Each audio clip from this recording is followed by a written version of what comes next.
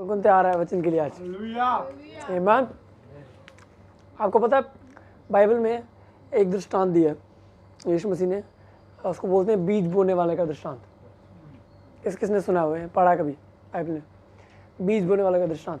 उसमें एक बीज बोने वाला है जो अलग अलग जगहों के ऊपर क्या करता है, बीज बोता है। वो पथरीली ज़मीन पे भी बीज बोता है, वो सड़क के किनारे बीज बोता है, वो झाड़ियों में बीज बोता है, और फिर एंड में उपजाऊ ज़मीन पे भी क्या करता है, बीज बोता है। और उसके बाद ना ये जो दृष्टांत अभी यीशु बता रहे हैं तो वो पब्लिक के सामने बताते हैं ओपनली।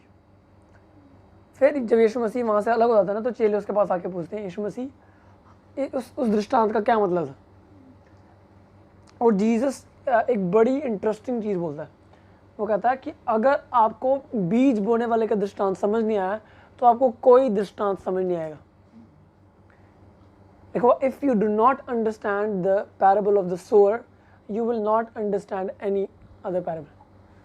अब इसमें बड़ी ज़बरदस्त चीज़ें सीखने वाली। अगर आप सीड का दृष्टांत नहीं समझ सकते ना, तो आप किंगडम में कुछ नहीं समझ सकते। अब एक चीज़ जो इसमें पहले, जो इससे पहले कि मैं आगे जाऊँ, हमारे लिए ज़रूरी है, मैं चाहता हूँ कि हम ऐसा चर्च हों जो ना वचन को ऑनर करता है, वचन का क्या करता है, आदर करने वाले लोग हैं। आपको पता है हम वचन का आदर ऐसे नहीं करते कि मैं चूमूँ उसको, समझ मेरी बात? वो भी एक पार्ट है, चलो ठीक है, करना तो कर लो, लेकिन वचन का आदर पता कैसे किया जाता है? वचन पढ़ के और उस पर चल के। कई बिलीवर्स जो ना, उनके बाइबल जो है ना वो पढ़ी रहती है उसके ऊपर, क्या कहते हैं उसको, छतों के ऊपर पढ़ी होती है, शेल्फों के ऊपर पढ़ी होती है। एक स्टोरी है, एक पास्टर ना एक फैमिली में गए, उन्होंने खाने के लिए उसको बुलाया हुआ था। तो पास्टर ने क्या किया, मतलब पूरा डिनर हुआ, उसके बाद उनकी फैमिली का ना जो डिनर सेट था उसका एक चम्मच गुम हो गया। तो जो लेडी थी ना उसको लग गया कि पास्टर क्या कर गया, चम्मच गायब कर गया, पास्टर चम्मच ले गया पास्टर। तो अब क्या हुआ, अगले साल भी उस फैमिली ने दोबारा क्या किया, पास्टर को घर में बुलाया आपने। तो पास्टर ने पूरा डिनर हो गया, सब कुछ हुआ। तो लास्ट में आंटी रोक नहीं पाई अपने आप को। आंटी ने पूछा, पास्टर जी पिछले साल आपने हमारा चम्मच तो नहीं चोरी किया? तो पास्टर कहता कि नहीं मैंने चोरी नहीं किया था, लेकिन मैंने एक काम किया था, मैंने चम्मच पकड़ के ना आपकी बाइबल में रख दिया। जोक समझ नहीं आया आपको? मतलब पूरी साल उन्होंने बाइबल खोल के नहीं देखी कि चम्मच बाइबल में पड़ा हुआ। तो बाइबल को चूम के उससे ऑनर नहीं होता। ऑनर होता है बाइबल को सुन के, पढ़ के और उसके अनुसार चल के। और ख़ास तौर पे जब हम ऐसी फेलोशिप में इकट्ठा होते हैं ना, तो जब वचन का टाइम आया ना, तो हम एक्सपेक्टेड हो, हमको पता हो वचन पावरफुल है, आज मेरी लाइफ में वो काम करेगा। और आपको पता क्यों ऐसा होता है कि कई लोग हैं चर्च में जो प्रॉस्पर होते आ रहे हैं, और कई लोग हैं जो अटके हुए हैं उसी जगह के ऊपर, और कई लोग बैक स्लाइड हो गए।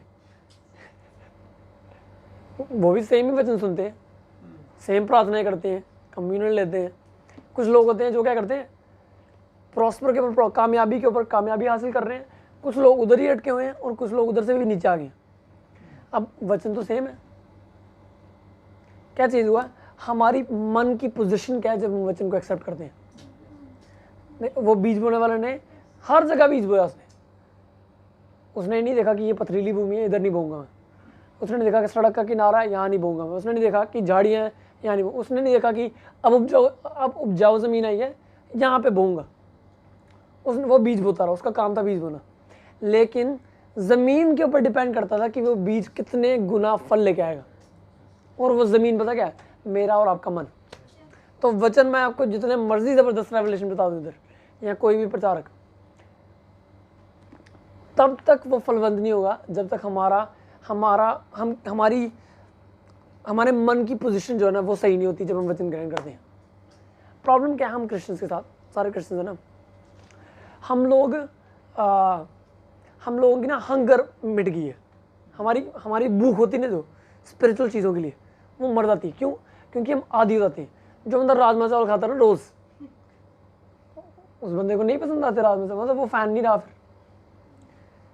अब कोई मुझे बताओ, पीड़ा है ना, पीड़ा, जो बंदे पीड़ा में रहते हैं वो पीड़ा वाले रात में और उनके लिए हैं कोई एक्सेप्शनली तगड़े। अब हम जम्मू रहते हैं, हम जाते हैं जो श्रीनगर, तो रास्ते में खाते हैं, इसलिए हमारे लिए क्या है, बहुत बड़ी बात है। अब हम लोग यहाँ पे हैं, हमको जम्मू में बीफ बर्गर नहीं मिलते, ठीक है, हैमबर्गर नहीं मिलते। अब कोई यूरोपियन बंदा है, उनके लिए हैमबर्गर इतनी नॉर्मल चीज़ है ना, हमारे लिए हैमबर्गर क्या, अगर हम जम्मू जाते नहीं कहीं बाहर गए, हमारा पहला काम होता है एयरपोर्ट के ऊपर जाके हैमबर्गर पकड़, क्योंकि यहाँ मिलता नहीं है। दिल्ली में कुछ जगह यहाँ मिलता है। कहने का मतलब है जब आप यूज टू हो जाते हैं ना, तो उस चीज़ का आदर क्या होता है। और हमारी प्रेयर है, मेरी प्रेयर है कि ना हम कभी भी परमेश्वर के साथ, उसके वचन के साथ नहीं यूज टू ना हो। जब भी ऐसा हो ना कि हमने पढ़ा यहोवा मेरा चरवाहा, मुझे कुछ घटी ना होगी, और जैसे आपके दिमाग में ओ सानू पता है कि पड़ेगा, बड़ी बड़ी सुनिया है, हर तीसरा प्रचारक है ही कहानी करता बाइबल दी।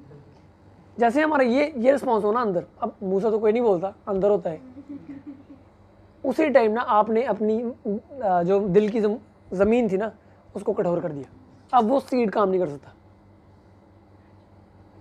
लेकिन जैसे जितनी बार अब हमारे हम ना चर्च, संडे को चर्च में नहीं आए, एक लड़का और लड़की है, हिंदू है, वो उनके साथ हम काउंसिल करते हैं, और भाई मैं देखता हूँ उनके अंदर इतनी भूख है वर्ड की, मैं सोचता हूँ इतनी स्पीड में बाइबल मैं नहीं पढ़ता जितनी देर में वो पढ़ते हैं। न्यू टेस्टमेंट कंप्लीट कर लिया उन्होंने, इसी साल उन्होंने मतलब बिलीवर बने हैं। वो चर्च नहीं आए थे संडे को, लेकिन क्योंकि दूर रहते बड़े। लेकिन कहने का मतलब है, और मैं देख रहा हूँ वो डैनियल की बुक पढ़ रही है। मेरे को दीदी पूछ रही थी कि मुझे बताओ जर्मा की मैं टीचिंग लेना चाहती हूँ। मैं जर्मा की टीचिंग मैंने खुद नहीं अभी तक ली, आपको कहा था दूँ समझ लो। लेकिन एक हंगर है, क्योंकि उनके लिए क्योंकि ब्रांड न्यू चीज़ है उनके लिए, समझ रहे मेरी बात, ब्रांड न्यू चीज़। हमारे लिए कि हम इतने आदी हो गए ना, और मैं प्रे करता हूँ कि आज या इन दिनों में कि परमेश्वर ना उस चीज़ को रिस्टोर करे, उस हंगर को रिस्टोर करे। बच्चन आए ना, हम बोले यार नहीं परमेश्वर मैं फ्रेश चीज़ एक्सपेक्ट करता हूँ इधर से, समझ रहे मेरी बात। तो ये बड़ा इंपॉर्टेंट। अगर आप ये पैराबल नहीं समझे तो कुछ नहीं समझ आएगा। बाइबल में लिखा हुआ है the kingdom of God is like a mustard seed. और परमेश्वर के राज्य में ना सब कुछ सीड फॉर्म में स्टार्ट होता है, सब कुछ। हमने मिनिस्ट्री स्टार्ट की ना, चर्च स्टार्ट किया, वो सीड फॉर्म में। थोड़ा टाइम के बाद क्या होता है, फिर पत्ते निकलते हैं, अंकुर निकलते हैं, पत्ते निकलते हैं, उसके बाद हम फ्रूट देखते हैं अल्टीमेटली। समझ रहे मेरी बात। हर चीज़, बिजनेस स्टार्ट किया सीड फॉर्म में, मेरी अपनी लाइफ सीड फॉर्म में। तो कहने का मतलब हर चीज़ किंगडम में सीड के अनुसार होती है। आमीन। इसलिए सीड सोअर का पैराबल समझना, दृष्टांत समझना हमारे लिए बहुत इंपॉर्टेंट है। तो हम लोग इन दिनों सीख रहे हैं प्रॉस्पेरिटी के बारे में, और बेसिकली हम सीख रहे हैं फाइनेंशियल प्रॉस्पेरिटी के बारे में। फाइनेंशियल प्रॉस्पेरिटी का मतलब क्या हुआ कि परमेश्वर चाहता है कि आप फाइनेंसेस में ब्लेस्ड हो। आमीन। परमेश्वर प्रॉस्पेरिटी केवल पैसों के साथ उसका लेना देना नहीं है।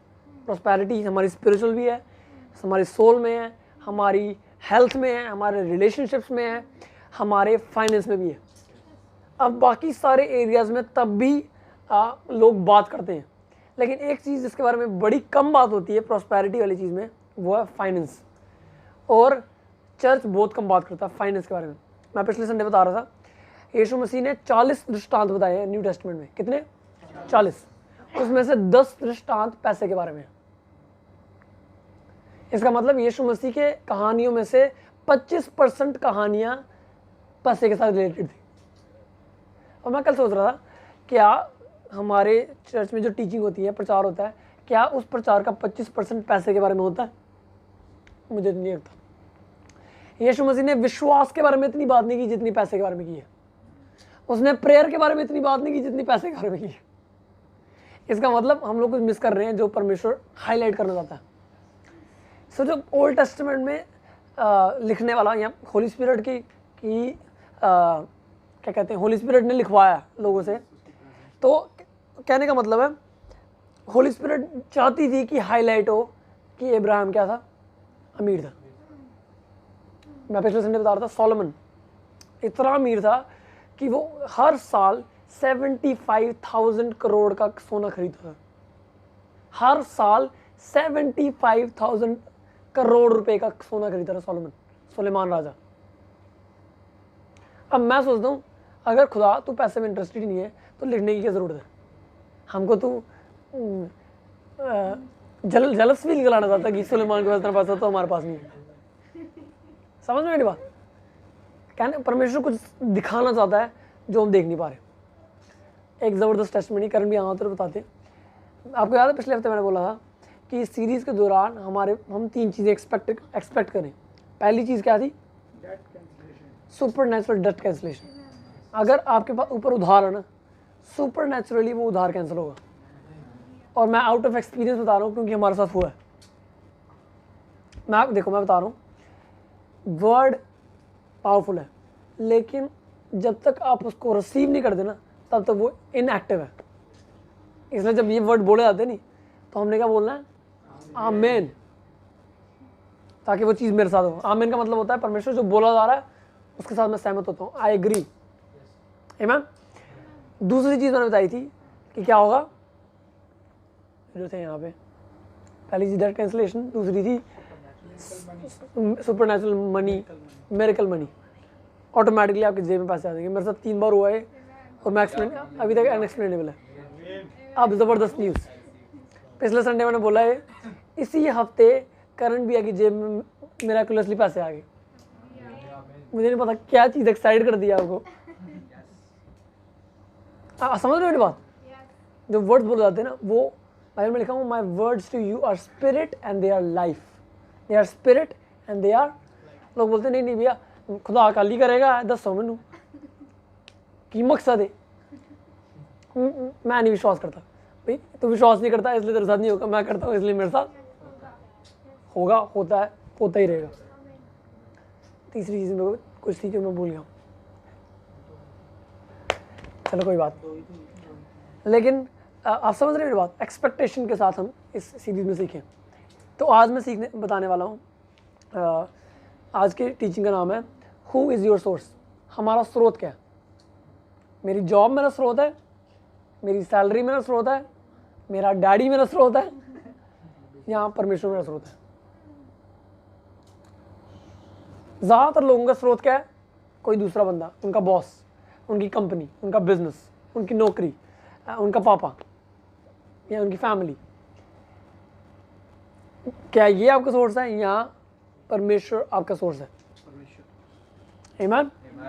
तो आज बाइबल में से देखिए कुछ चीज़ों, ठीक है? मेरे साथ पढ़े रोमियो 8 उसका 6 आयत। रोमियो 8 अध्याय उसका 6 आयत। जिसके पास बाइबल है वो खुद निकालें, क्योंकि जब आप देखते हो तो कुछ होता है। अगर फ़ोन में निकाल सकते हो। रोमियो 8 अध्याय उसकी 6 आयत।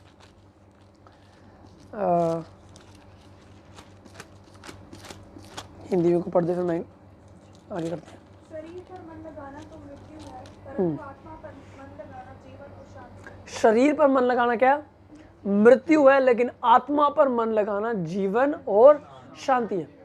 एक ट्रांसलेशन इंग्लिश में उसको पैशन ट्रांसलेशन बोलते हैं, उसमें लिखा हुआ है a mind set on the flesh is death and a mind set on the spirit is life and peace. A mind set का मतलब क्या हुआ? एक मानसिकता। सेम टाइम पे मतलब है माइंड सेट का कि आपका मन किस चीज़ पे सेट है, आपका माइंड किस चीज़ पे सेट है। अगर मेरा माइंड न्यूज़ पे सेट है ना, तो फिर मेरा माइंड सेट क्या होगा? मैं बैठूंगा ना इनके साथ, आशी भैया के साथ, साहिल के साथ मैं बैठा हूँ, तो क्या निकलेगी मेरे मुंह से? मन की बात।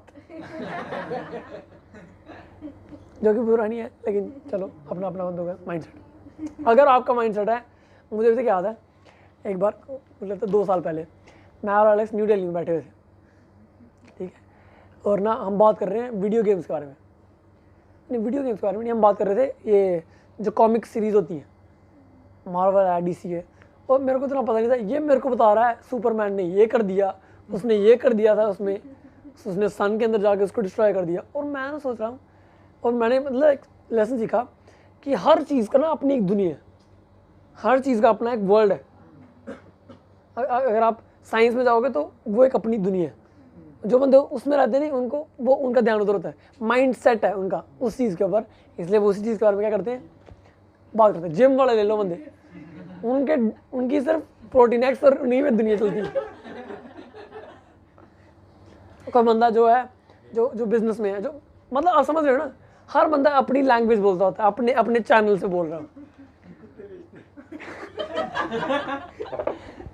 समझ रहे हो, हर बंदा अपने अपने फ्लो में होता है, अपनी अपनी लहर में होता है। तो बाइबल कह रही है a mind set on the flesh is death and a mind set on the spirit is life and peace. मैं अगर बोलूँ, जो हिंदी में बड़ा सी लिखा हुआ है, शरीर पर मन लगाना क्या है, मृत्यु, पर आत्मा पर मन लगाना क्या है, जीवन और शांति। अब शरीर जो है ना, वो बेसिकली हुआ आपकी 5 सेंसेस, सुनना, देखना, फील करना, टच करना और टेस्ट करना। तो ये 5 सेंसेस हैं, जिसको हम फ्लैश बोलते हैं, जिसको हम शरीर बोलते हैं। अगर तो हम सिर्फ यही चीज़ देख के हमारा दिमाग चलता है ना, तो उसका रिजल्ट क्या होगा, बाइबल कहती है मृत्यु। लेकिन अगर मैं आत्मा के ऊपर मन लगाता हूँ तो उसका रिजल्ट क्या होगा, लाइफ। अब मैं बात कर रहा हूँ हमारा सोर्स क्या है, हमारा सोर्स क्या है, हमारा लाइफ सोर्स क्या है, हमारा फाइनेंशियल सोर्स क्या है, हमारे हेल्थ का सोर्स क्या है, हमारे रिलेशनशिप्स में सोर्स क्या है। अगर तो हमारा सोर्स फ्लैश है, शरीर है, तो उसका रिजल्ट क्या होगा, डेथ। देखो, अगर आपका फाइनेंशियल सोर्स आपकी जॉब है ना, तो हम लोग अपनी सैलरी के बाहर ड्रीम ही नहीं कर पाएंगे अभी। अगर हमारी सैलरी 5,000 रुपये ना, तो उसके ऊपर हमारी नज़र कभी नहीं जा सकती, सोच नहीं जाएगी। घर वाले बोलते हैं, हमारे रिश्तेदार बोलते हैं, जिन्नी चादर है ना उन्नी से रहना है। सीखो, बिब्लिकल प्रिंसिपल नहीं है। अगर आपका सोर्स आपका फ्लैश है, अगर आपका माइंडसेट फ्लैशली है ना, शारीरिक है, तो चाहे जितना मर्जी प्रॉस्पर हो आप फिजिकली, लेकिन उसका एंड रिजल्ट क्या होगा। देखो, आप अमीर हो सकते हो लेकिन आप प्रॉस्परस नहीं हो सकते। आपके पास पैसा हो सकता है बहुत, लेकिन सेम टाइम पे आप क्या हो, प्रॉस्परस नहीं हो। हम नहीं बोलेंगे कि ये बंदा प्रॉस्परस है। पिछले संडे हमने एक वर्स पढ़ी थी, प्रोज में लिखा हुआ है कि the blessings of the Lord make you rich. परमेश्वर की आशीष मनुष्य को क्या बनाती है, धनी बनाती है। और लिखा हुआ है and he adds no sorrow to it, और वो उसके साथ कोई दुख नहीं मिलाती। अब पैसे कमाने के बड़े तरीके हैं। पैसा कमाना आज के टाइम पे इतना मुश्किल, बड़े तरीके हैं। लेकिन आप अमीर हो जाओगे, लेकिन उस अमीरी में ना एक दुख जुड़ा होगा, उस अमीरी में एक सौरो होगी। करोड़ों रुपए वाले बंदे बैठे हुए हैं, रात को नींद नहीं आती उनको। एक कोई कई बंदे हैं जिन्होंने अपनी लाइफ में इतनी मेहनत कर ली कि फैमिली के लिए कभी टाइम ही नहीं मिला, और अब जब बुजुर्ग हो गए ना, तो अब घर में क्या है, लड़ाई है। आपको पता है, एक चीज़ नोटिस मैं कर रहा था, सबसे ज़्यादा जो डाइवोर्स रेट है ना, वो किस एज में होता है, आप मानोगे नहीं, 55 से 60 की एज में सबसे ज़्यादा डाइवोर्स लोग पता कब करते हैं, 55 से। और मैं सोचूं क्यों, मैं सोचने लग गया ऐसा क्यों है, समझ नहीं है इस बात की। क्योंकि पूरी लाइफ ना वो बंदे अपनी जॉब के साथ ना क्या कर लेते हैं, टाइम निकाल लेते हैं। अब रिटायर हो गए, उसी जनानी को देखना है, उसने उसी बंदे को देखना, इसलिए अब मैरिज, और ना उन्होंने कभी काम ही नहीं किया अपने रिलेशनशिप्स के ऊपर, तो अल्टीमेटली उन्होंने क्या कर दिया। तो कहने का मतलब अमीर हो गया वो बंदा, लेकिन उसके साथ एक सौरो जुड़ी, उसके साथ एक दुख जुड़ा हुआ था कि उसके रिलेशनशिप्स कभी सेटल नहीं हो पाए। आप हमारा सोर्स कौन है, क्या वो फ्लैश है या वो स्पिरिट है। A mind set on this flash is death, और आत्मा पर मन लगाना क्या है, जीवन और शांति। तो अगर मेरा सोर्स है ना जो वो स्पिरिट है, तो वो ब्लेसिंग मेरे ऊपर आएगी, और वो ब्लेसिंग की वजह से मैं क्या होऊंगा, अमीर होऊंगा।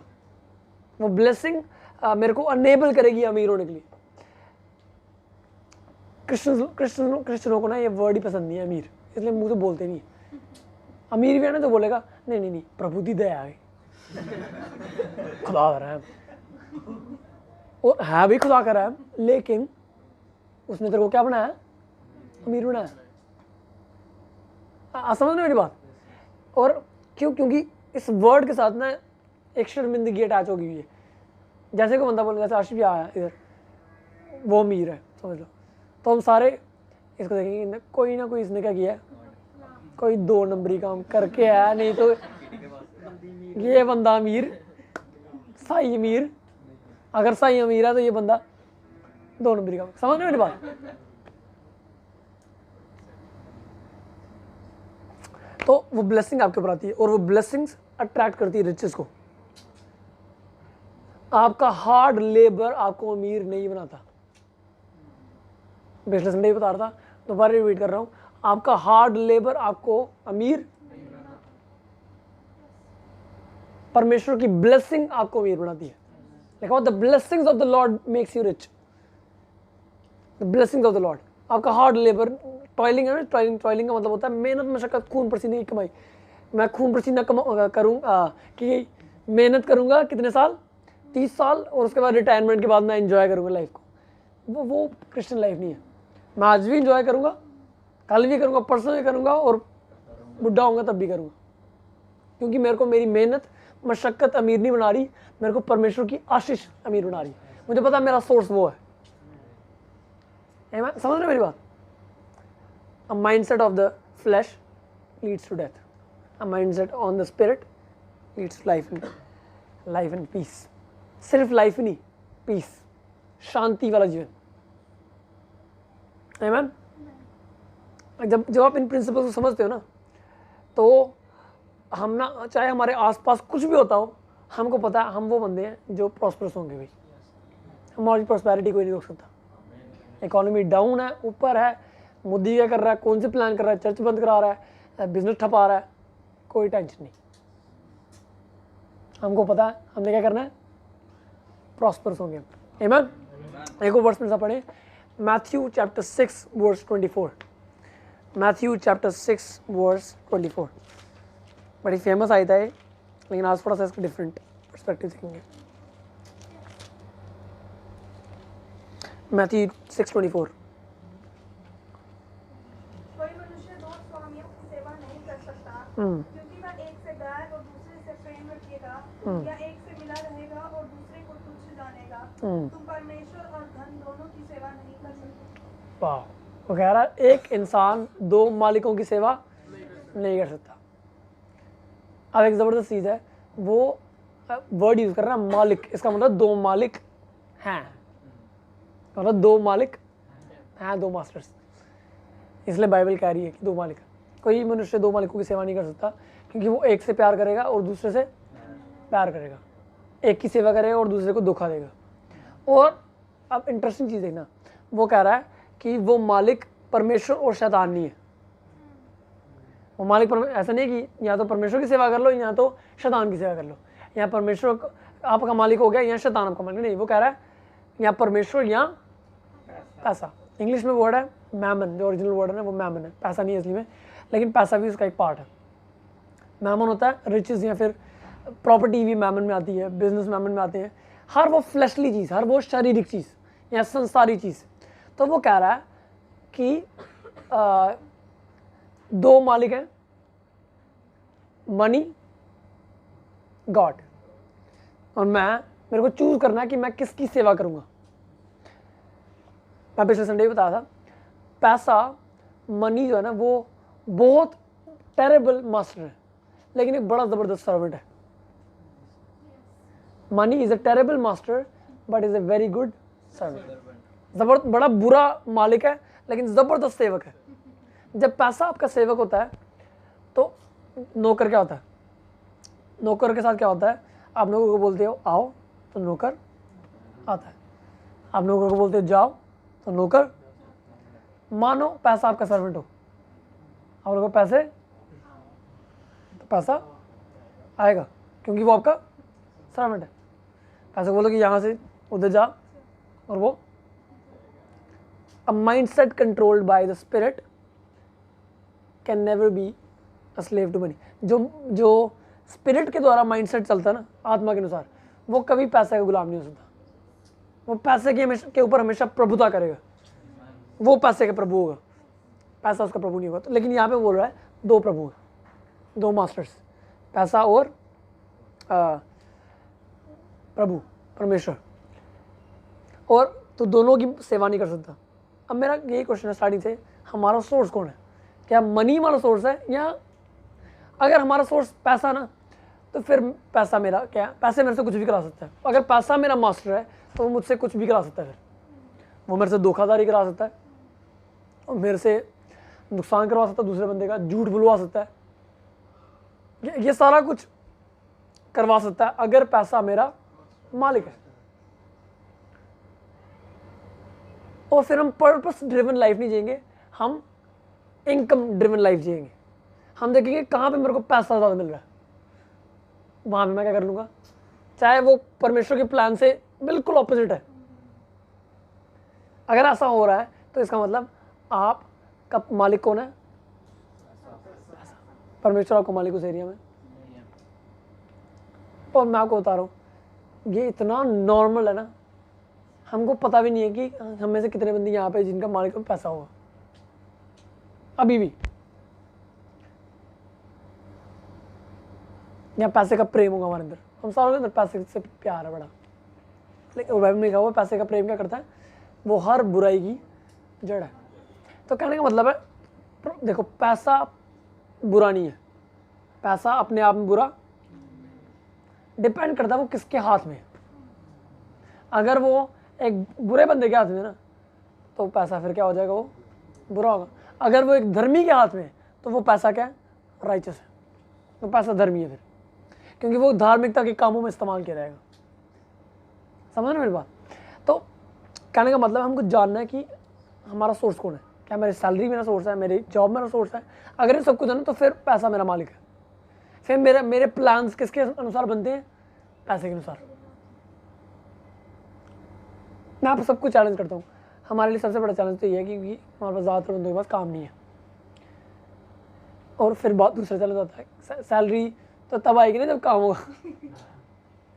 सबसे बड़ा चैलेंज है हमारा काम। तो मैं प्रे कर रहा था कि परमेश्वर, मैं इन दिनों में ना जब हम सीरीज़ कर रहे हैं, परमेश्वर हम चाहते हैं कि ना आप हमारे बंदों को जॉब्स दिलवाओ, जो कभी नहीं हुआ ना वो देखें हम। क्योंकि ब्लेसिंग जो परमेश्वर की आशीष है ना, वो अट्रैक्ट करती है, चीज़ को वो अट्रैक्ट करती है। आपको जॉब्स के पीछे दौड़ना नहीं पड़ता, फिर जॉब्स आपके पीछे क्या करती हैं। लेकिन प्रॉब्लम ये है, हमारा क्वेश्चन ये है, हमारा सोर्स कौन है? अगर तो हमारा सोर्स मनी है ना, तो फिर पर्पस मेरे लिए इंपॉर्टेंट नहीं है। खुदा ने मेरे लिए क्या सोचा हुआ है, उसका प्लान क्या है, वो इंपॉर्टेंट नहीं है। मेरे दिमाग में चल रहा है कि थोड़ा मैंने बोते पैसे और उधर अटकना है। जो अटकने वाली माइंडसेट है ना, वो बड़ा डेंजरस है। वो क्लियरली दिखाता है कि पैसा आपका मालिक है और आप गुड़ गए हो ये पैसे के साथ। जब आपका प्यार है ना, उसमें ट्रू लवर हो आप। समझ रहे मेरी बात? अटकने वाला माइंडसेट क्या होता है कि कोई टेंशन नहीं, जहाँ जिथे लगेगी लग जाएंगे। और देखो, कोई जॉब बुरी और अच्छी नहीं है, कोई जॉब बुरी अच्छी नहीं है। काम काम है। और परमेश्वर बाइबल में काम जो है ना, वो एक ब्लेसिंग है। काम क्या है? एक ब्लेसिंग है। आदम को परमेश्वर ने बोला, तू अदन की वाटिका में काम करेगा और उसकी रक्षा करेगा। तो और वो उसने पाप के बाद नहीं बोला, पाप से पहले बोला। इसका मतलब वर्क अपने आप में वो एक ब्लेसिंग है, चाहे वो कोई भी काम हो। चाहे हम कारपेंटर हैं, ब्लेसिंग है। चाहे हम स्कूल टीचर हैं, ब्लेसिंग है। जो मर्जी काम, चाहे वो इंसान की नज़र में छोटा बड़ा है, लेकिन परमेश्वर ऑनर करता है काम को। तो कहने का मतलब, इसलिए मैं बिलीव करता हूँ कि परमेश्वर जॉब्स दिलवाएंगे हमारे बंदों को। आमीन। मेरे साथ बिलीव करते हो आप? या मैं अकेला हूँ रूम में? आमीन। लेकिन सेम टाइम पे हमारा सोर्स हमारी जॉब नहीं। सोचो, अगर हम ना इस सर्च में जो इनकम आती है ना, अगर हम उसको देख के प्लानिंग करना शुरू करें ना, तो हम कभी सेवा नहीं कर सकते। कितनी की इनकम हमारी, हम कौन सा कोई नौकरी करने वाले बंदे हैं। हमने स्टार्टिंग में चर्च चलाना शुरू किया होटल में, अगर हम चर्च ऑफरिंग के साथ चर्च चलाते ना, मतलब अगर हम देखते ना चर्च ऑफरिंग होगी तो कर देंगे, नहीं नहीं नहीं नहीं नहीं हो ही नहीं रहा, इनकम ही नहीं आ रही, इतना सोच के अगर हम विजन देते ना तो कभी चर्च नहीं चल सकता। मैं उस दिन बात कर रहा था, हर हफ्ते हमको 4,000 रुपये देने पड़ते थे होटल में, हर हफ्ते। अब मैं कौन सा कहूँ बड़ा मालदार समझो, किसी से पैसे मांगते नहीं था, वहाँ कभी इस चीज़ के लिए कभी पैसे मांगे नहीं किसी से, अभी तक नहीं, हम खुद करते थे। कहने का मतलब है जब आपको पता ना परमेश्वर मेरा सोर्स है और मेरे चर्च की ऑफरिंग मेरा सोर्स नहीं है, तो फिर आप बड़ा विजन ले सकते हो। आमीन। अब हम लोग चर्च मूव करने वाले हैं, हम गांधीनगर में चर्च रेंट कर रहे हैं। अभी तक हमको पता नहीं है कि हम मंथली सस्टेन कैसे करेंगे, लेकिन मुझे पता होने की ज़रूरत ही नहीं है, क्योंकि मुझे पता है मेरा सोर्स कौन है। अगर हम चर्च इनकम देख के प्लानिंग करें ना तो फिर कुछ नहीं हो सकता। जैसे वर्शिप रेवोल्यूशन करवाया उसने, अगर हम उन दिनों अपने चर्च के ऑफरिंग देख के, अपनी सैलरीज देख के डिसाइड करते ना कि करना है 3 दिन की मीटिंग में 2 दिन की, तो हम कभी नहीं कर सकते थे। जो कॉन्फ्रेंस हम करते हैं वो नहीं कर सकते भाई अगर हम चर्च की ऑफरिंग और अपनी जेब देख के करें। इसलिए मैं आपको इनकरेज करूँगा, अपने पॉकेट मनी, अपनी सैलरी को देख के प्लान ना करो, राइट? जब आप ऐसा करते हो ना, आप इंटेंशनली बोल रहे हो कि परमेश्वर तू मेरा सोर्स है, पैसा मेरा सोर्स नहीं है, मेरी जॉब मेरा सोर्स नहीं है, मेरा पापा मेरा सोर्स नहीं है, मेरी पॉकेट मनी मेरा सोर्स नहीं है। कौन है मेरा सोर्स? एक बार मैं पढ़ रहा था बजनसी था 23, और वहाँ लिखा हुआ है यहोवा मेरा चरवाहा मुझे कुछ घटी, इंग्लिश में लिखा हुआ the Lord is my shepherd I shall not lack. और मैं प्रे कर रहा था, मैंने परमेश्वर को पूछा, मैंने परमेश्वर यहाँ लिखा हुआ the Lord is my shepherd I shall not lack, मैं खुदा तेरे बंदे लैक में लैक और लैक में ही जी रहे हैं, लाख और लाख में नहीं, लैक और लैक। परमेश्वर आपका वचन कहता है अगर तू चरवाया तो कोई लैक नहीं है। परमेश्वर यहाँ तो आपका वचन झूठा हो गया, यहाँ तो कुछ तो सीन है चल रहा है इधर। परमेश्वर ने मुझे बड़ा ज़बरदस्त आंसर दिया। पहले मैं इंग्लिश में बोलूँगा क्योंकि हिंदी समझाना पड़ेगा। परमेश्वर मुझे बोला I am the shepherd of whom I M Lord of, मैं उन्हीं का चरवाहा हूँ जिनका मैं प्रभु। और वो ऐसे हिट हुई ना मेरे को बात, मैं उन्हीं का चरवाहा हूँ जिनका मैं प्रभु, मैं उन्हीं को ब्लेस कर सकता हूँ जिनका सोर्स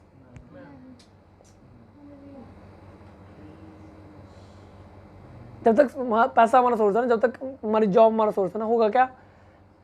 प्रभु हम परमेश्वर को लिमिट कर देंगे, वो कर ही नहीं पाएगा हमको आगे ब्लेस। लेकिन जैसे हम बोलते नहीं परमेश्वर मैं प्लान करूंगा तेरे को देख के, मैं प्लान नहीं करूंगा, मैं अपनी सैलरी देख के प्लान नहीं करता, मैं प्लान करूंगा परमेश्वर तुझे देख के। होगा क्या? परमेश्वर कहता है, और एक और अगले जब हम जाएंगे उसमें एक और चीज़ मैं समझाऊंगा, लेकिन कहना मतलब परमेश्वर खड़ा होता है, बोलता है कि ना मेरा बेटे ने बोला मैं परमेश्वर मेरा सोर्स है, वो मेरा प्रभु है, अब देख मैं कैसे लाख को लाख में करता हूँ। समझ रहे हो मेरी बात? आमीन। परमेश्वर चाहता है कि आप प्रॉस्परस हो, परमेश्वर नहीं चाहता कि हम फाइनेंस में स्ट्रगल करते रहे पूरी लाइफ। कब तक करेंगे? सोचो आपकी लाइफ का सबसे बड़ा इशू क्या है? बिल्कुल ऑनेस्ट आंसर दे दिया एलेक्स। ज्यादातर चीजें हम क्यों नहीं कर पाते जो हम करना चाहते हैं? चलो सारी बुरी चीजों को छोड़ दो, अच्छी चीज लगा लो। चर्च में बैठे ना हम, लगा लो हम कन्वेंशन करना चाहते हैं, क्यों नहीं कर पा रहे? फंड नहीं है, बजट नहीं है। चर्च हमारा कैमरा लेना चाहते हैं, क्यों नहीं ले पा रहे? क्या फंड नहीं है भैया। सोचो अगर बाइबल में लिखा हुआ है कि मैंने तेरे को लेने के लिए नहीं, मैंने तेरे को देने के लिए बनाया, देशों को देने के लिए बोल रहा हूँ, देशों को। सोचो अब एक बंदे का कैरेक्टर के बारे में बताता हूँ, फिर देखना जबरदस्त एक चीज। पढ़ो Genesis chapter 26, Genesis chapter 26 verse 12। मजा आ रहा सबको? सारे इधर ही रहना बस, ताकि प्रॉस्पेरिटी आपके पीछे पीछे दौड़े। 26 उसका 12। फिर इसहाक ने उस देश में जोता बोया और उसी वर्ष में 100 गुना फल पाया और यहोवा ने उसको आशीष दी। कह रहा है इसहाक ने उस देश में क्या किया? बोया। अब बैकग्राउंड ये है कि जिस देश में इसहाक था वहाँ पे अकाल पड़ा हुआ था। क्या पड़ा हुआ था? अकाल। अकाल का मतलब होता है कि अगर आप बीज बोओगे तो आपसे बड़ा बेवकूफ़ कोई नहीं है। कौन सा किसान है जो अकाल के टाइम पे बीज बोता है कोई हमारे जान पहचान में? अच्छी बात नहीं है, क्योंकि वो बेवकूफ़ होगा बंदा। लेकिन क्योंकि अकाल के टाइम पे नेचुरली, स्वाभाविक रूप में हम क्या करते हैं? अकाल के टाइम पे हम क्या करते हैं? इकट्ठा करते हैं। हम सेव करते हैं। हम कहते हैं कि अकाल के टाइम पे सेव हो जाए, ताकि अगर अकाल बढ़ जाएगा कल को तो क्या हो जाएगा, हमारे पास होगा सामान। लेकिन आइजक ने क्या किया? इसहाक ने अकाल के टाइम पे बोया उसने। और पढ़ना जैसे आगे क्या लिखा हुआ है? और वह बड़ा और उसकी उन्नति होती चली गई। और वह बड़ा, आगे और उसकी उन्नति होती चली गई। यहाँ तक कि 12 पढ़ना, 12। हाँ, फिर इसहाक ने उस देश में जोता बोया हाँ। और उसी वर्ष में 100 गुना फल। उसी वर्ष में कितने गुना? 100 गुना, 100 फोल्ड रिजल्ट। अब हम में से किसी ने तो कभी खेती नहीं की ना, जिसको जो खेती करते हैं ना उनको पूछना 100 फोल्ड रिजल्ट का मतलब क्या होता है। उसका मतलब जितने बीज उन्होंने बोए ना वो सारे के सारे 100 गुना फल लेके आए हैं। वो कभी नहीं होता। 100 गुना फल किसानों को कभी नहीं मिलता। कोई ना कोई बीज बीज में खराब होता है, या किसी जगह में कभी कुछ हो जाता है, कभी कुछ हो जाता है। इसहाक अकाल में बो रहा है, लेकिन कितना पा रहा है? 100 गुना, 100 फोल्ड रिजल्ट। अब मैं अगर उसको पैसों के साथ करूँ ना कंपेयर, तो होगा आपने 10 रुपये बोए, 100 गुने का मतलब पता कितना हुआ? कि आपको कितने मिले? 1000 रुपये बोए तो कितने मिले? 1 लाख। 100 गुना कर दिया, 100 के साथ मल्टीप्लाई। लाख रुपए बोए तो कितने मिले? 1 करोड़ रुपए। 1 करोड़ रुपए बोए तो कितने? 100 करोड़, 100 करोड़। इसको बोलते हैं 100 फोल्ड रिजल्ट, 100 गुना फल। लेकिन बोया कब? अकाल में। समझ रहे मेरी बात? आगे बढ़ना। और वह बड़ा और उसकी उन्नति होती चली गई। वह बड़ा और उसकी उन्नति होती चलेगी। यहाँ तक कि वह अति महान पुरुष हो गया। आगे जब उसके भेड़ बकरी गाय बैल और बहुत सी दास दासियां हुई तब हाँ। फलिश्ती उससे डाह करने लगे। अब जो ये था ना इसहाक, ये फिलिस्तीनियों के देश में था। ये इजराइल देश था ही नहीं तब। अब्राहम का बेटा था। अब्राहम को परमेश्वर ने बोला मैं तुझे देश दिखाऊंगा। वो दिखानी उसको अभी तक दिखानी है। वो यूसुफ को जाके दिखाया। यूसुफ को भी कहाँ दिखाया? वो उसको दिखाया यहोशू और कालेब को। तो इन बंदों को ये नोमैड्स थे। नोमैड होते हैं, इनका कोई घर बार नहीं है, ये ट्रैवलर्स थे। एक देश के बाद दूसरे देश जाते थे, वहाँ पे जाके टेंट बना लेते थे, थोड़ी देर रहते थे। अब ये फिलिस्तीनियों के देश में जाया और ये इतना अमीर हो गया कि फिलिस्तीन को बोलने लग गए कि आप हमारी कैपेसिटी से क्या हो गए हो, तो प्लीज़ आप क्या कर दो। समझ रहे हो? मैंने पहले क्या बोला? हम लेने वाले नहीं हैं, हम देशों को देने वाले हैं। We give to nations. एक एग्जांपल आपके सामने। एक देश में आया, अकाल के टाइम पे उसने क्या किया? बीज बोया, और उसका रिजल्ट क्या था? वो अमीर, 100 गुना उसको फल मिला। और लिखा वो अमीर होता गया, सक्सेसफुल होता गया। इतना हो गया कि उसके पास बहुत सारे क्या थे? नौकर चाकर थे, बैल बकरियां थी। और फिलिस्तीनियों के राजा उसके पास आके डर के बोलने लगे कि इसहाक, हमारी जो है ना वो हमारी इज्जत क्या हो रही है? मिट्टी हो रही है, इसलिए तू प्लीज चले जा। समझ मेरी बात? कैसे हुआ कि एक बड़ा ज़बरदस्त कुंजी है यहाँ पे। कुंजी है अकाल के टाइम पे बोना। ज़्यादातर बंदे क्या बोलते हैं? नहीं भैया, जब मेरे पास होगा ना, देखो फिर कैसे देता हूँ। नौकरी लगन दो मेरी 50,000 दी, वड्डी बंदगी करानी। ये डायलॉग सुने सबने? नहीं मारे भी हैं। लेकिन की है अकाल के टाइम पे बोना। ये बड़ा इलॉजिकल प्रिंसिपल है। लॉजिकल क्या है? अकाल के टाइम पे इकट्ठा करना। जब आपका कुछ नहीं है ना, तो आप जो है वो भी क्या करते हो? बचाते होते हो। लेकिन उसने क्या किया? अकाल के टाइम पे बोया उसने, और 100 फोल्ड रिजल्ट पाया। आपको पता है, जब आप अकाल के टाइम पे बोलते हो ना,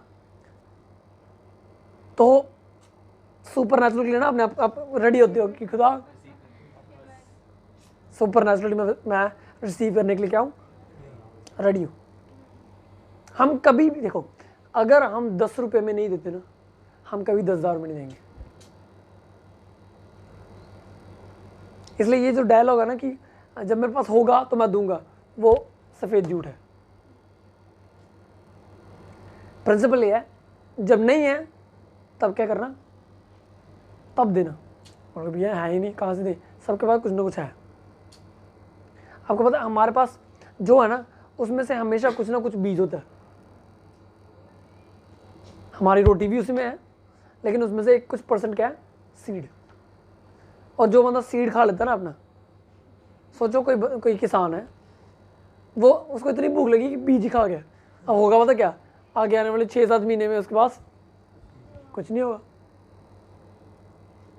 तो ये प्रिंसिपल है अकाल के टाइम पे बोना। मैं 1-2 और एग्जांपल लेता हूँ आपको, पढ़ना मेरे साथ। पहला राजा 17 अध्याय उसकी 7 आयत। पहला राजा 17 अध्याय उसकी 7 आयत।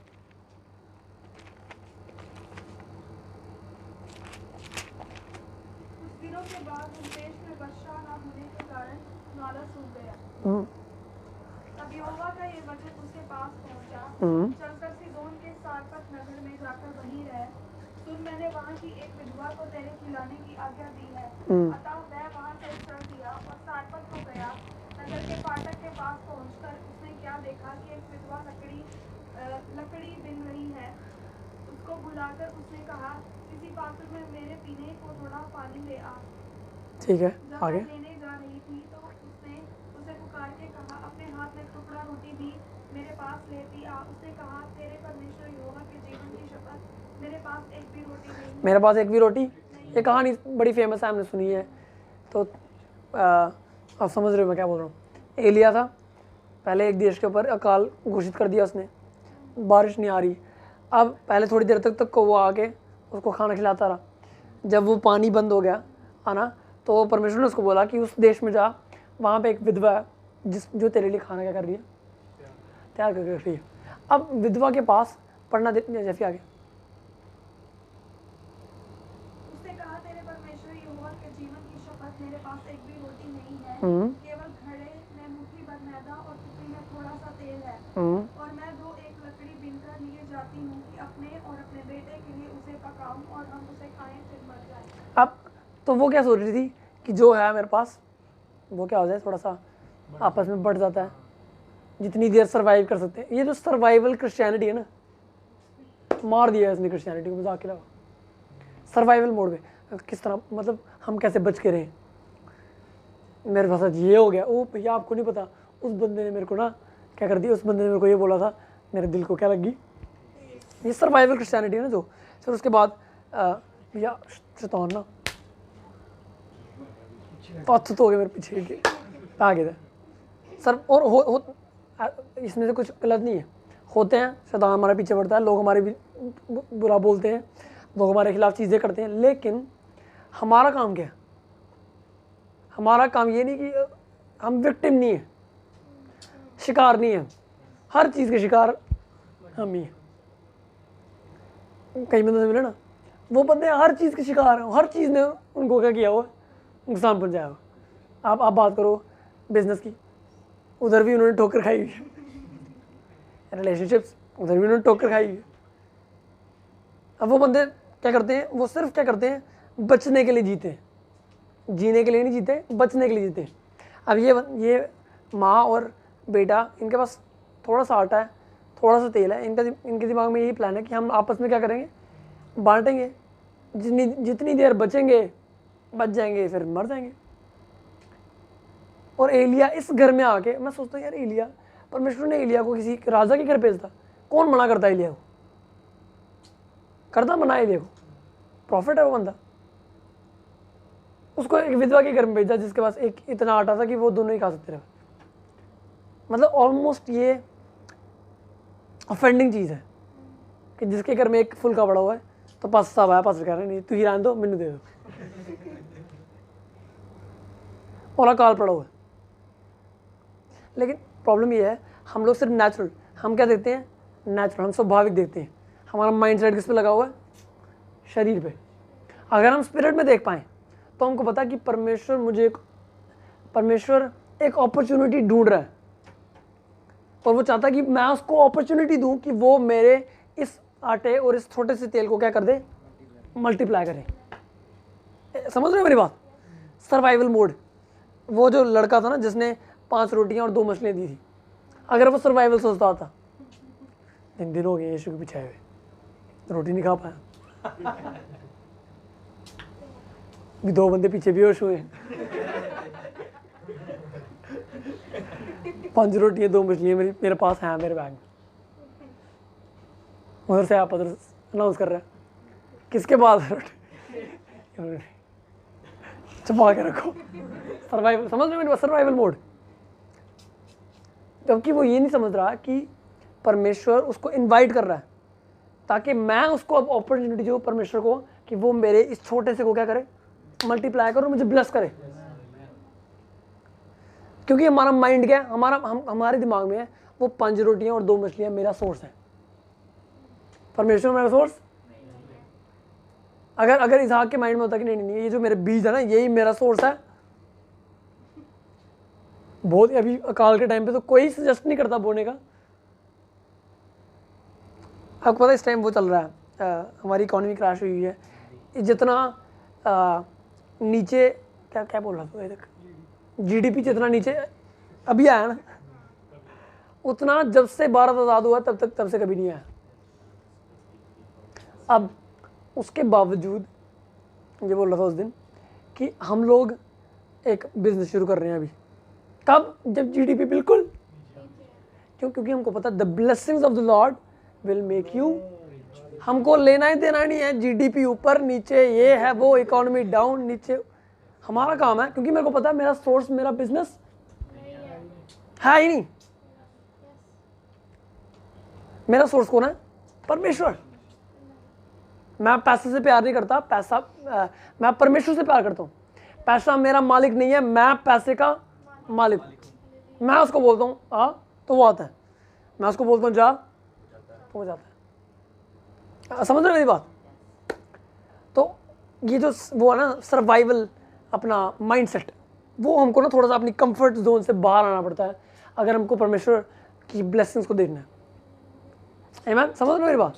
आपको रिस्क लेना पड़ता है, उनके लिए रिस्क था आगे बढ़ना। जैसे सियात को एलिया ने उससे कहा, मत डर, जाकर अपनी बात के अनुसार कर, परंतु पहले मेरे लिए एक छोटी सी रोटी बनाकर मेरे पास ले आ। फिर इसके बाद अपने और अपने बेटे के लिए बनाना, क्योंकि इज़राइल का परमेश्वर यहोवा यूँ कहता है कि जब तक यहोवा भूमि पर मेंह ना बरसाएगा तब तक ना तो उस घड़े का मैदा समाप्त होगा और ना उस रोटी का तेल घटेगा। तो वह चली गई और एलिया के वचन के अनुसार किया। तब से वह और स्त्री और उसका घराना बहुत दिन तक खाते रहे। यहोवा के उस वचन के अनुसार जो उसने एलिया के द्वारा कहा था, ना तो उस घड़े का मैदा समाप्त हुआ और ना उस रोटी का तेल घटा। समझ रहे हो आप? कुछ कोई एक्स्ट्रा वर्ड देने की जरूरत नहीं मुझे, आप सबने सुन लिया। आमीन? क्योंकि उसने अपॉर्चुनिटी दी परमेश्वर को। परमेश्वर मैं तेरे को, बाइबल में लिखा हुआ मलाकी की किताब में दशवांश के बारे में लिखा हुआ, सारे दशवांश परमेश्वर के घर में क्या करो, लेकर आओ। और लिखा हुआ ऐसा करके मुझे परखो, ऐसा करके मुझे कि क्या मैं तुम्हारे लिए स्वर्ग के झरोखे नहीं खोल लेता और तुम्हारी जरूरतों को पूरा नहीं करता। समझ रहे हो? जब मैं दे रहा हूं तो मैं परमेश्वर को एक अपॉर्चुनिटी दे रहा हूं कि परमेश्वर इसको मल्टीप्लाई करना है और मैं ब्लेस होऊंगा इसका। और लेकिन कब, बात ये यहाँ पे हम देख रहे हैं तब जब अकाल पड़ा हुआ है। दोनों जगह में क्या है, अकाल। इसहाक अकाल के टाइम दे रहा है, वो विधवा अकाल के टाइम दे रही है। लॉजिकल कोई अंडरस्टैंडिंग नहीं है यहाँ पे। क्यों? क्योंकि उसने समझ गई कि भाई ये पैसा मेरा सोर्स, ये एक मुट्ठी आटा और थोड़ा सा तेल मेरा सोर्स कौन है? परमेश्वर। उसका वचन मेरा सोर्स है। आप समझ रहे हो मेरी बात? एक और आयत पढ़ना, मरकुस उसका 12 उसकी 14, उसके बाद हम प्रे करते हैं। 14 नहीं, मरकुस 12 उसकी 41। मैं मंदिर के भंडार के सामने बैठकर देख रहा था। अब एक बड़ी ज़बरदस्त चीज़ है यहाँ पे। जीसस ऑफरिंग बॉक्स के सामने खड़ा हुआ है ऐसे, क्या करने के लिए? देखने के लिए कौन कितना दे रहा है। मतलब आज अगर मैं कर दूँ ऐसे तो क्या बोलोगे आप?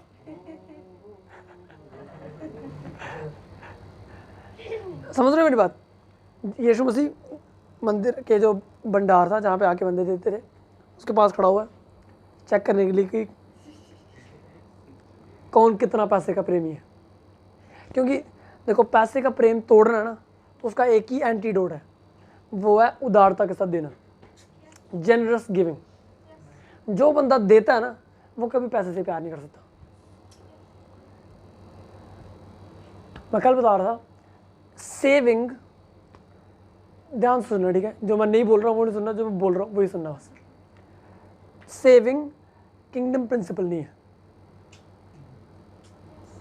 सोइंग किंगडम प्रिंसिपल है। हम सेव करके कोई अमीर नहीं बना आज दिन तक। सोचो, कैलकुलेट करना, मान लो आपकी 50,000 रुपये सैलरी, ठीक है? और आप किसी तरीके से मैनेज कर लिया कि आपने 25,000 रुपये सेव करना है हर महीने, ठीक है? 25,000 रुपये आप क्या कर रहे हो? हर मंथ सेव कर रहे हो। 12 महीने सेव किए, 3 लाख रुपये हो गए। 10 साल सेव किए, 3 करोड़ रुपये हो गए। अब होगा पता क्या? 10 साल के बाद 3 लाख इंटू 10, 30 लाख हुए। 30 लाख हुए, वो तो 3 करोड़ से ही कम है। चलो 30 लाख। 10 साल के बाद ना आपको एक मरला प्लॉट भी ना 30 लाख में नहीं मिलेगा। तो सेव करके कोई अमीर नहीं हुआ। सेव हम इसलिए करते हैं ताकि टाइम आने के ऊपर शो कर सकें, या टाइम आने के ऊपर इन्वेस्ट कर सकें।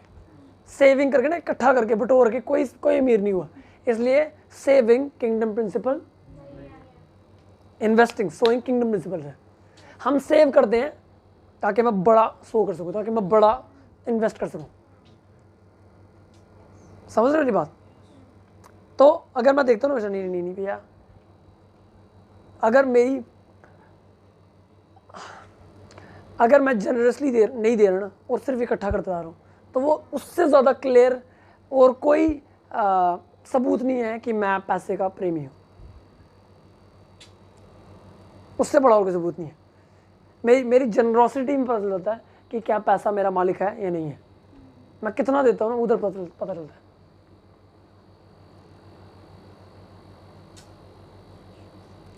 और देना, कहने का मतलब मैं किंगडम में कितना देता हूँ, हेल्प नहीं मैं कह रहा, परमेश्वर के राज्य में। लास्ट टाइम कब, अब हम सारे जवान हैं, बोलोगे नहीं भैया टाइथ हम कहाँ से दें? हमारे पास जो इनकम है, क्या हम उसकी टाइथ निकाल सकते हैं? प्रॉब्लम पता क्या है? ये मैसेज क्यों नहीं इतना प्रचार किया था? क्योंकि जैसे ही पास्टर ना मनी की बात करता है ना, पैसे की, तो उसका उसी टाइम पे विश्वासी के दिमाग में आता ही ना, पास्टर को पैसे चाहिए, पास्टर शर्ट लाना चाहते नहीं। अब मैं आपको बताता हूँ, हम में से एक भी बंदा जो चर्च में लीडरशिप में है, हम में से कोई भी बंदा चर्च की ऑफरिंग में से 1 रुपया नहीं लेता। अभी तो नहीं लेते, आगे क्या पता ले भी ले। लेकिन कहने का मतलब है, हमको पैसों की ज़रूरत, मेरे को तो पैसों की ज़रूरत नहीं है अभी। मेरे पास है काफ़ी, जितने में मैं सर्वाइव कर सकता हूँ। इसलिए मैं दिलेरी से बोल सकता हूँ कि भाई हम क्या करें, अपनी ऑफरिंग्स, अपनी टाइथ चर्च में दें। और दूसरा, क्योंकि मैं खुद दे के देखा है, और मैंने देखा है कि उससे होता क्या। मैं पिछले संडे बता रहा था, मैंने 300 फोल्ड रिजल्ट देखा हो अपनी लाइफ में। 300 फोल्ड। कैसे? एक बार क्या हुआ, हमारी कॉन्फ्रेंस थी, और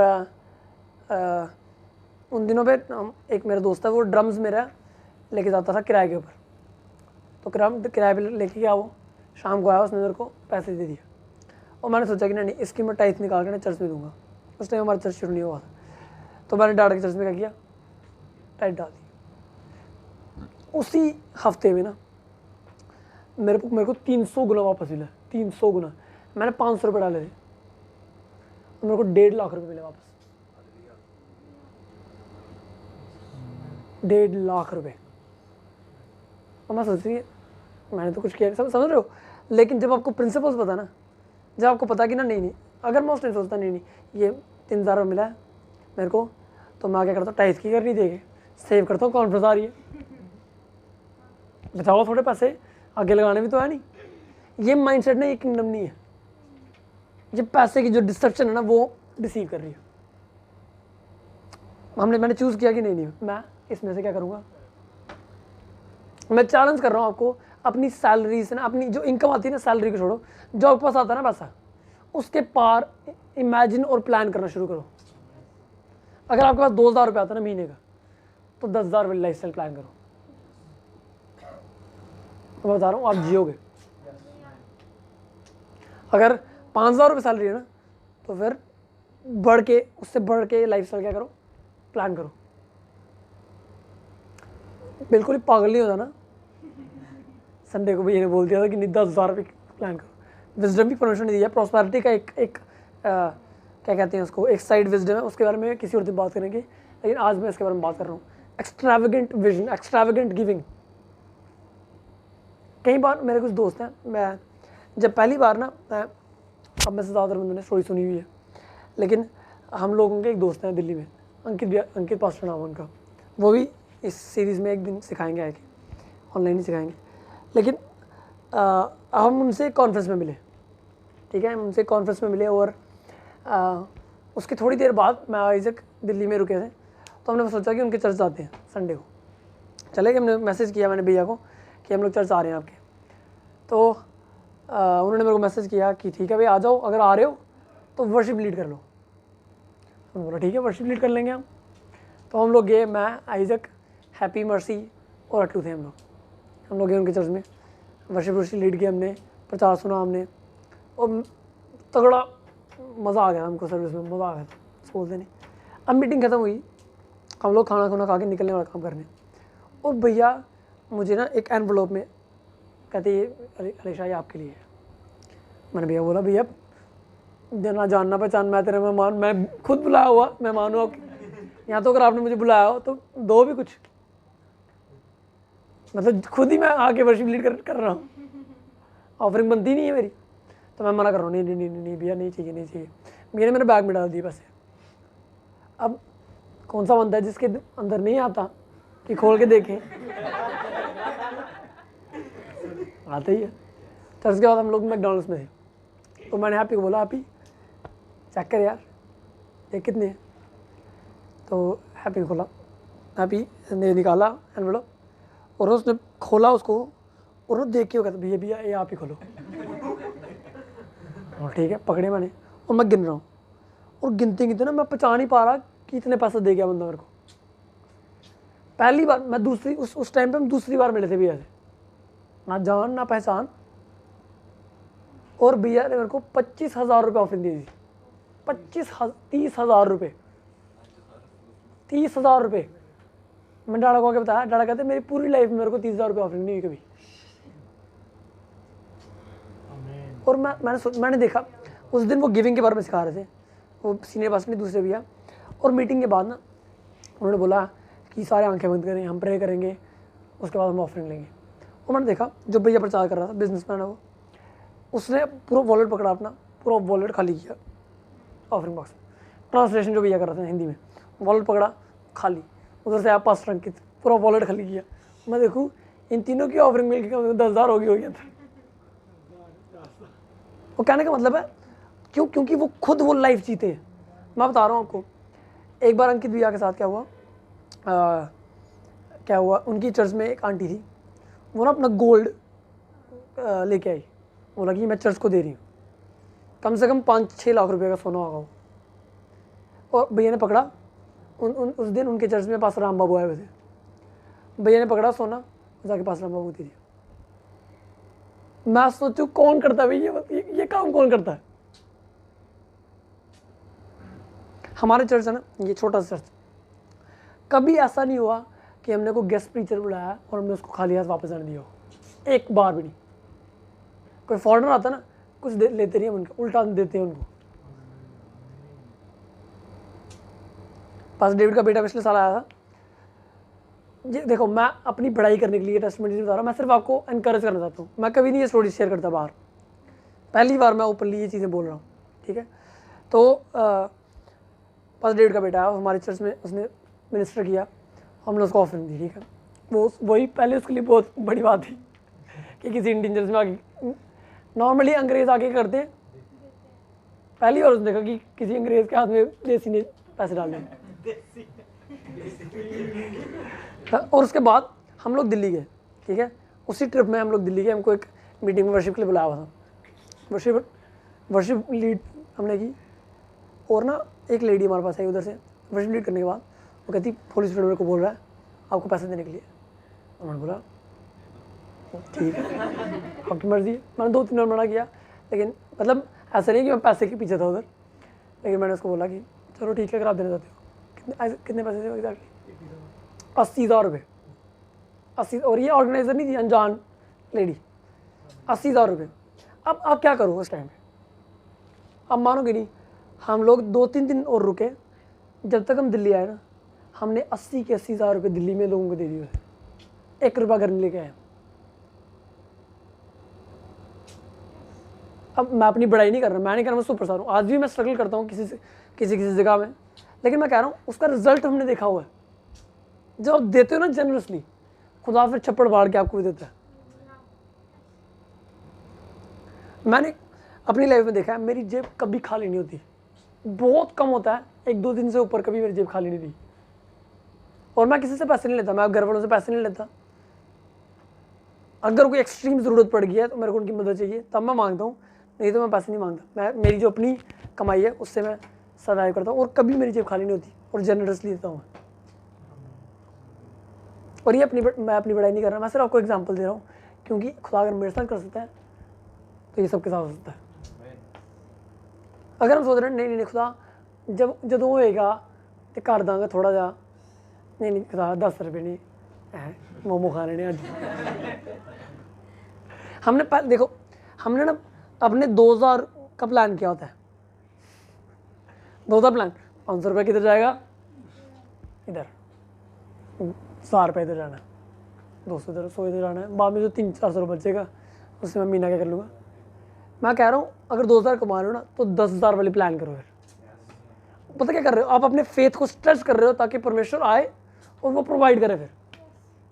और फिर उसके बाद आप बोलोगे कि ना ये इम्पॉसिबल चीज़ भाई ये, और आप बोलोगे भैया आप तो चलो आप तो प्रचार करते हो, लोग किया के तानु दिन देने।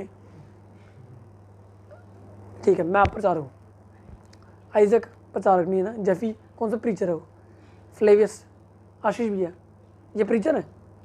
मैं सबसे ज़्यादा प्रचार करता हूँ इनमें से। अगर लेकिन किस तरीके से परमेश्वर के लोग आते इन सब के पास टेस्टिमनीज है।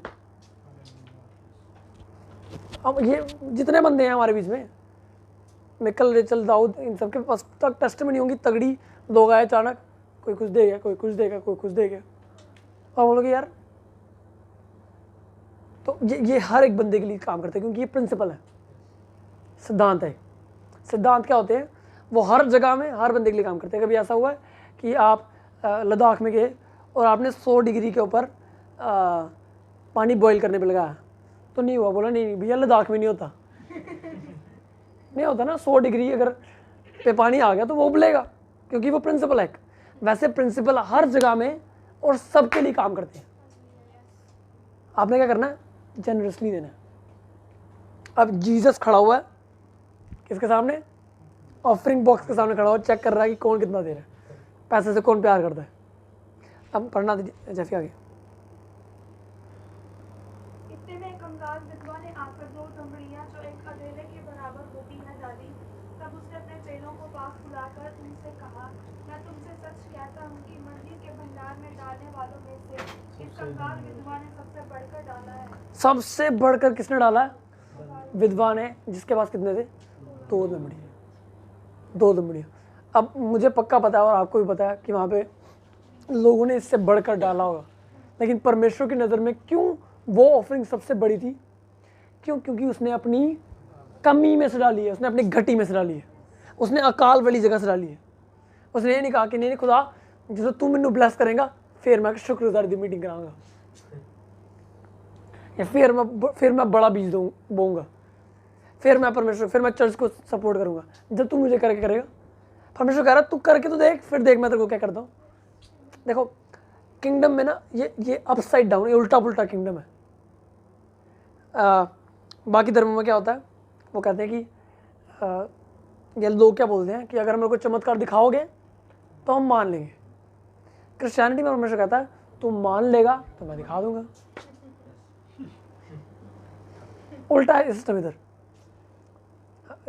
गिब्सन नहीं है दोस्त, 4th क्लास में थे हम, तो वो कहता रहा मैं खुदा दे के ना शर्त रखी दी है, जो मेरा वो काम, 4th क्लास का बच्चा बोल रहा है, जो मेरा काम हो गया ना मैं अपना जीवन खुदा दे देना। मैं सोचता वो काम अभी तक नहीं बना क्योंकि ऐसे कम किंगडम चलता नहीं है। किंगडम परमेश्वर बोलता है अगर तू मान लेगा, अगर तू विश्वास कर लेगा ना, फिर मैं कर दूंगा। हम बोल रहे हैं परमेश्वर पहले ब्लेस कर फिर मैं सीड बोता हूँ। परमेश्वर कह रहा है तू बीज बो फिर देख तेरे को मैं कैसे ब्लेस करता हूँ। तो मैं इनकरेज कर रहा हूँ आपको बड़ा सोचने के लिए, बड़ा प्लान करने के लिए, बड़ा दर्शन देखने के लिए, और सबसे अल्टीमेटली चीज़ हर टाइम आपका परमेश्वर को होने के, आपका सोर्स को होने के लिए परमेश्वर, ना कि आपकी सैलरी, ना कि आपका पैसा, ना कि आपकी जॉब। आमीन। बड़ा सोचो।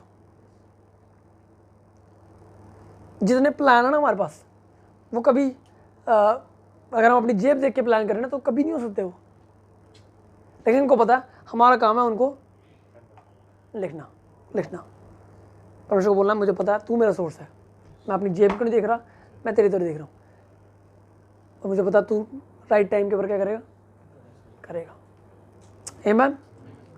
तो मैं इनकरेज कर रहा हूँ आपको, अगले संडे जब आओ एक्सपेक्ट करके आओ और अपनी जेब तैयार करके आओ।